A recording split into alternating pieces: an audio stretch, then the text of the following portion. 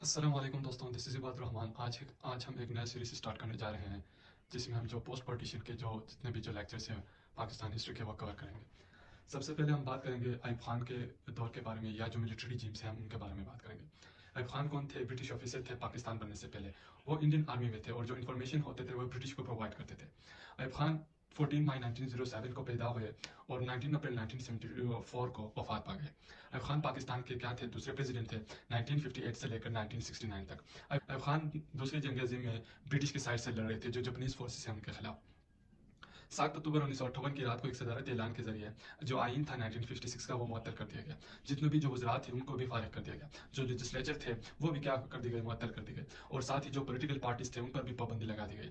Army chief Ayub Khan को chief marshal administrator मुकर्रर किया गया। मार्शल लॉ इम्पोज करने के बाद स्टेट की जो पावर थी वो सिकंदर मिर्जा जो प्रेसिडेंट थे उस वक्त, उसके हाथ में आ गए, और जनरल अयूब खान थे उनके हाथ में आ गए। फिर इसके बाद इन दोनों में क्या हुई? एक पावर स्ट्रगल हुई। इसके बाद जो सिकंदर मिर्जा थे उन्होंने पावर को रेशनल करने के लिए उन्होंने क्या किया? अयूब खान को 24 अक्टूबर 1958 को पीएम मुंतखब किए। और अयूब खान ने एक नई कैबिनेट बना दी, जिसमें जो जितने भी जो नॉन पॉलिटिकल पर्सनालिटीज थे वो शामिल थे। अयूब खान बाद में इससे सेटिस्फाई नहीं हुए, क्योंकि वो ज़्यादा पावर चाहते थे। इसी तरह जो सिकंदर मिर्जा थे वो भी अपने फ्यूचर के लिए नाराज हो गए, क्योंकि इनको भी अभी मालूम हुआ कि जो अयूब खान जो थे वो मुझे भी निकाल देगा। इसीलिए प्रेसिडेंट सिकंदर मिर्जा ने जो एयर कमोडोर राब था, जो चीफ ऑफ स्टाफ थे एयरफोर्स के, उसको ऑर्डर दिए कि आप जितने भी जो अयूब खान के जो क्लोज जनरल्स हैं इनको अरेस्ट करें, जिनमें जो यहया खान थे वो भी क्या थे? शामिल थे।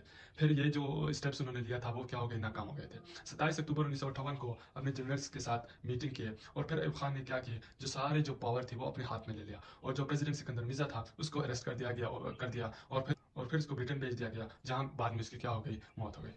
अभी हम बात करेंगे कि अयूब खान के दौर में क्या काम हुए थे।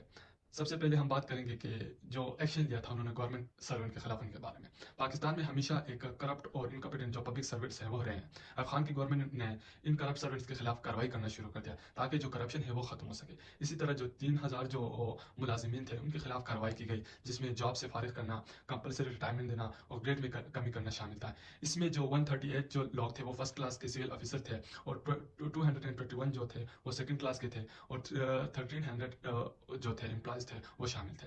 अभी हम बात करेंगे कि जो अयूब खान का जो दौर था उसमें जो पॉलिटिशियंस हैं उनके खिलाफ भी क्या हो गई? एक्शन की गई। अयूब खान ने क्या किया कि पॉलिटिकल पार्टीज थे वो बैन कर दिया। फिर अयूब खान ने एक ऑर्डर या बिल पास कर दिया, जिसे हम कहते हैं इलेक्टेड बॉडी डिस्क्वालिफिकेशन ऑर्डर। इस ऑर्डर को अयूब खान ने अगस्त 1959 को पास किए थे, जिसमें जो 75 जो लीडर्स थे वो डिस्क्वालीफाई कर दिए थे, और 8 साल तक जो पॉलिटिकल पार्टीज थे या पार्टिसिपेशन थे उस पर क्या कर दी गई थी? बैन कर दी गई थी। इसके बाद हम बात करेंगे लैंड रिफॉर्म के बारे में। अयूब खान के दौर में 6000 जो बड़े बड़े लॉर्ड्स थे वो पॉलिटिकल और जो इकोनॉमिक जो डोमिनेंस थे वो रख रहे थे। अयूब खान ने क्या किया कि जो लैंड रिफॉर्म्स है वो लेके आए, ताकि इनकी जो पावर है वो क्या हो सके? कम हो सके, और एग्रीकल्चर में क्या हो सके? तरक्की हो सके। इसी तरह अयूब खान ने क्या किया? अब कोई भी जो लैंड लॉर्ड है वो 500 एकड़ से ज़्यादा जो इरिगेटेड लैंड है वो नहीं रख सकता था, और 1000 एकड़ से ज़्यादा जो अनइरिगेटेड लैंड है वो नहीं रख सकता। जिनके पास इससे ज़्यादा जो लैंड है वो होंगे वो क्या कर दी जाएगी? दूसरे लोगों को दी जाएगी, जो दूसरे काम करने वाले लोग या टेनर्स हैं उनको दी जाएगी। फिर हम इसके बाद बात करेंगे कि बेसिक डेमोक्रेसी ऑर्डर 1959 के बारे में। अयूब खान ने क्या किया था? जैसे कि आपको पता है कि अयूब खान ने जो पॉलिटिकल पार्टीज थे वो बैन कर दिया था। अयूब खान ने क्या किया कि जो बेसिक डेमोक्रेसी ऑर्डर 1959 है वो इंट्रोड्यूस किया था, जिसमें जो 80,000 जो बेसिक डेमोक्रेट्स थे वो इलेक्ट किए गए थे। इसमें सबसे पहले उन्होंने क्या किया? यूनियन काउंसिल बना दिया। फिर इसके बाद तहसीली काउंसिल या थाना काउंसिल, डिस्ट्रिक्ट काउंसिल और डिवीजन काउंसिल बना दिया।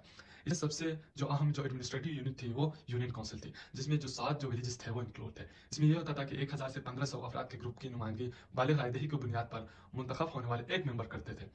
यूनियन काउंसिल के मुख्तलिफ काम होते थे, जिसमें जो इंडस्ट्रीज थे विलेज में वो लगाना, फॉरेस्ट का काम, लाइफ स्टॉक्स, जो फिशरीज थे, फूड प्रोडक्शन थे, जो वाटर जो पंप्स लगाना था, टैंक्स लगाना था, और दूसरे जो काम थे जो एक विलेज की जो तरक्की के लिए ज़रूरी होते हैं वो शामिल थे। दूसरा जो था वो थाना और तहसीली काउंसिल था।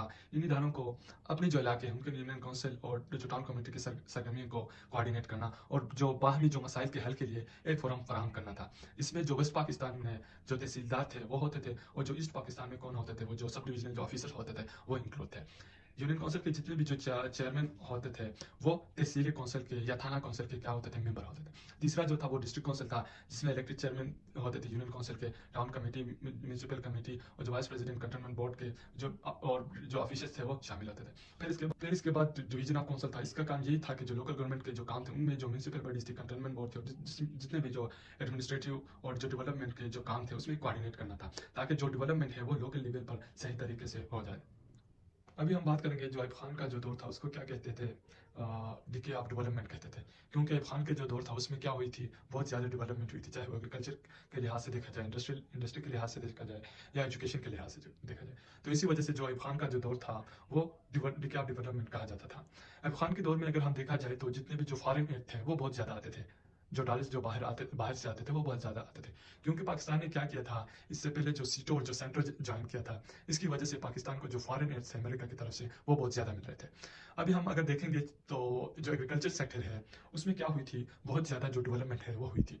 क्योंकि इसमें जो लैंड ऑनरशिप है वो बहुत लिमिटेड रखी गई थी। जिस तरह मैंने पहले जिक्र किया कि जो 500 एकर्स और 1000 एकर्स की जो महदूद एक जो वो रखी गई थी, एक लिमिटेशन रखी गई थी, इससे ज़्यादा कोई जो लैंडलॉर्ड्स है वो नहीं रख सकता। ये भी एक अहम वो थी, एक स्टेप थी जो आइब खान के दौर में ली गई थी, जिसकी वजह से एग्रीकल्चर को बहुत ज़्यादा फायदा हुआ था।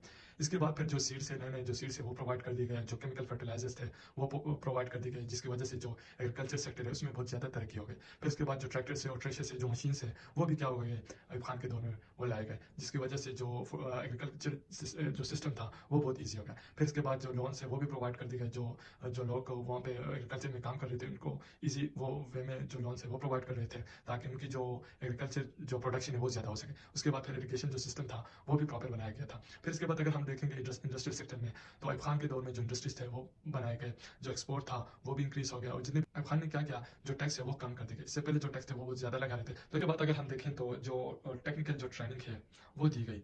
इसके बाद अगर हम बात करें तो इन्वेस्टमेंट प्रोमोशन ब्यूरो 1959 में इस्टेब्लिश की गई। इसके बाद अगर हम देखेंगे तो PCSIR इस्टेब्लिश किया गया था। यह एक रिसर्च सेंटर था जिसमें जो जितने भी इंग्रेडिएंट्स यूज़ होते थे प्रोडक्ट में उनके ऊपर रिसर्च करना था। फिर इसके बाद अगर हम देखें तो एजुकेशनल सेक्टर पे, तो एजुकेशनल सेक्टर में जो नए कॉलेजेस और स्कूल्स बनाए गए। फिर इसके बाद जो टैक्स बोर्ड है वो इस्टेब्लिश किया गया। फिर इसके बाद अगर हम देखें तो जो नए टेक्स्ट बुक्स हैं और वो स्कूलों और कॉलेजेस में लाए गए, ताकि जो एजुकेशन सिस्टम है वो क्या हो सके, स्ट्रांग हो सके। अगर हम आइब खान का जो इरा है वो देखें तो वो एक डिके ऑफ डेवलपमेंट कहा जाता है।